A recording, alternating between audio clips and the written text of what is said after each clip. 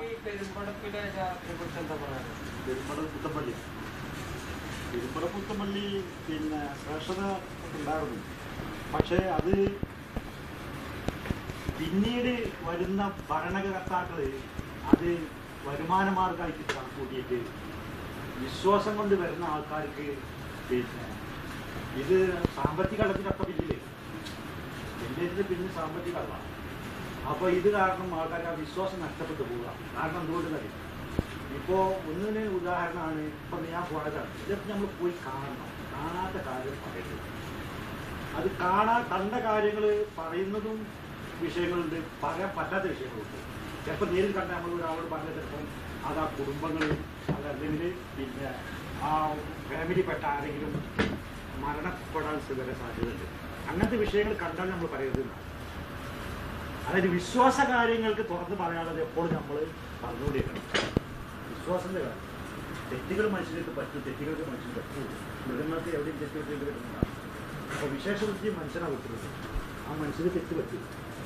അപ്പോൾ അത് ആ തെറ്റ് പറ്റുന്നവര് ക്ഷമിക്കാനുള്ള കഴിവ് കേൾക്കുന്നവർക്ക് ഉണ്ടെന്നുണ്ടെങ്കിൽ ഭൂമിയിൽ അതിനുള്ള നേട്ടങ്ങൾ നമ്മൾ അറിയാത്ത നേട്ടങ്ങളാണ്.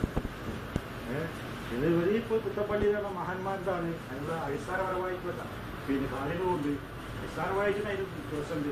പക്ഷെ അത് വരുന്ന ഇപ്പോഴത്തെ ഈ തലമുറയിൽ അത് ഭരണകർത്താക്കൾ മാറിക്കൊണ്ടിരിക്കുമ്പോൾ പുതിയ ഫാഷനും ഭാവനും വരുമാന മാർഗം ശ്രദ്ധിക്കുമ്പോൾ വിശ്വാസികളായവർ വരുമ്പോൾ അവർക്ക് ഇത് നിരാശപ്പെട്ടു പോകേണ്ട കഴിയുമെന്ന് കാണുന്നത്. നിരാശപ്പെട്ടു പോകും. അതെന്തുകൊണ്ടാണ് സംഭവിക്കുന്നത്? അതെന്തുകൊണ്ടാണ് സംഭവിച്ചത് എന്ന് പറഞ്ഞാൽ പിന്നെ ഒന്നാമത് ഈ മീഡിയയിലാണ് ഇപ്പൊ നമ്മൾ ജീവിക്കുന്നത്. മീഡിയ എന്ന് പറഞ്ഞാൽ ഇപ്പോ ഇന്റർനെറ്റ് അങ്ങനെയൊക്കെ ആവുമ്പോൾ നമ്മളൊക്കെ അതിന് മുന്നിൽ ഇരുന്നിട്ട് നമ്മൾ ഇതൊക്കെ ഒരു പഴഞ്ചൻ ഒരു ഇതാക്കിയിട്ട് കണക്കൂട്ടുക. ഇന്നത്തെ അതിപ്പോ ഏത് വിഭാഗം ഞാൻ പറഞ്ഞില്ല, പല പ്രസ്ഥാനക്കാരും നമ്മൾ പല പ്രസ്ഥാനക്കാരും. അപ്പോ നമ്മൾ പണ്ഡിതന്മാർ പറഞ്ഞു കേട്ടിട്ടുണ്ട് 71 വിഭാഗമായി തീരായാലും ഒരു വിഭാഗമാണ് അള്ളാഹ് ഇഷ്ടപ്പെട്ടത് നമ്മൾ പറഞ്ഞിട്ടില്ലേ. അതിലെ ഏതിലൊന്നും ആയിരിക്കാം, അങ്ങനെ നമുക്ക് പറയാൻ കഴിയുള്ളൂ. ഒന്നിനെയും നമ്മള് ആ ഒരു വിഭാഗത്തിന്റെ പല ലക്ഷണങ്ങളും പറഞ്ഞിട്ടുണ്ടല്ലോ. ആ ലക്ഷണങ്ങളുണ്ട്. അതൊക്കെ നമുക്ക് വിവേകമുള്ള മനുഷ്യൻ മനസ്സിലാക്കുക. നമുക്കുള്ള ആദ്യമുള്ള പിന്നെ അധ്യാപകനും ഗുരുവും നമ്മളെ രക്ഷിതാക്കളാണ്. അതിൽ നിന്നാണ് എല്ലാം ഉടലെടുക്കുന്നത്. നമ്മളെ കുടുംബം, സമൂഹം, രാഷ്ട്രം പിന്നെ ഒക്കെ എത്തുന്നത് ഈ കുടുംബത്തിൽ നിന്നാണ്. അത് മാത്രം മനസ്സിലാക്കിയ ഒരു മനുഷ്യന് അത് ചെറിയവനുണ്ടാവും, വെളുത്തവനുണ്ടാകുമ്പോൾ ഇത് പിന്നെ ദൈവത്തിന്റെ മുന്നിൽ കറുത്തവനും വെളുത്തവനും ഒരേമാതിരി കാണില്ലേ. എന്നാൽ കറുത്തവനും വെളുത്തവനും കൂടി തമ്മിൽ ഇന്നും അടി ഉറങ്ങല്ലേ ലോകത്ത്.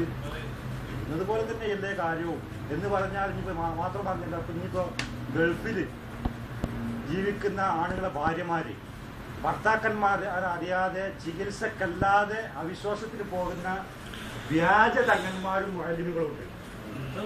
തിരിപ്പിടിക്കാൻ വേണ്ടിട്ടാ യഥാർത്ഥ ഇസ്ലാമിക രീതി പഠിച്ച ഒരു പണ്ഡിതനാകട്ടെ, തങ്ങളാകട്ടെ, ഔലിയാകട്ടെ, പിന്നെ മസ്താനാകട്ടെ, ബദലീകരനാകട്ടെ, പിന്നെ ഏതൊരു വിശ്വാസത്തിലെത്തി ചെല്ലുന്നതും പിന്നെ വിശ്വാസം ഉൾക്കൊണ്ടുകൊണ്ട് ചില ഡോക്ടർമാർ കൽപ്പിക്കും, നിങ്ങൾ ദൈവത്തിനോട് പറഞ്ഞോളി, അല്ലെങ്കിൽ നിങ്ങളെ വിശ്വാസം ആ ദൈവത്തിനോട് പറഞ്ഞോളി എന്നറിയും.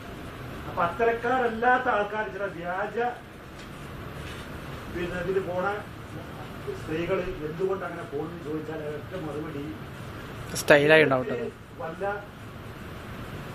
തെറ്റുകള് അതല്ലെങ്കിൽ പുറത്ത് പറയാൻ കഴിയാത്ത, അതല്ലെങ്കിൽ മാനസികമായിട്ട് ഭർത്താവിനോട് പോലും തുറന്ന് പറയാൻ കഴിയാത്ത ചില രഹസ്യങ്ങളുണ്ടോ. ഈ രഹസ്യങ്ങള് പിന്നെ മാപ്പാക്കി തരാനും വേണ്ടി, അതല്ലെങ്കിൽ ഇതിൽ കുറ്റബോധം വന്നുകൊണ്ട് കുറ്റബോധം വന്നുകൊണ്ടും പോയിട്ട് സ്ത്രീകളാണെങ്കിൽ നിങ്ങൾക്ക് ചികിത്സിക്കാൻ പോകാം. അഭിപ്രായം ചോദിക്കണം ഇടയ്ക്ക്. രണ്ട് മാനസിക വിഷമങ്ങളിൽ നമ്മൾ അറിവില്ലാത്തവരാകും, അത് അന്വേഷിക്കാൻ പോകാം. ഞാൻ എന്ത് ചെയ്യണം ഇതുകൊണ്ട് എന്ന് പറഞ്ഞിട്ട് ഇപ്പൊ നമ്മളിപ്പോ ടി വിയിൽ കാണുന്നില്ല, ഇങ്ങനെ ഇസ്ലാമിക ലിസ്റ്റിലൊക്കെ വിളിച്ചു വരുന്ന ആൾക്കാർ ഇസ്ലാമിക ലിസ്റ്റൊക്കെ വരുമ്പോ എന്തുകൊണ്ട് അവർക്ക് ചോദിച്ചോ, ആർക്കും ചോദിക്കാം. ഒരു അവസരം ചോദിച്ചോ കൊടുക്കുമ്പോ അതിന്റെ ആ ഇതൊക്കെ അനുസരിച്ച് ചോദിക്ക്. ഇയാള് നിർത്തണില്ലല്ലേ?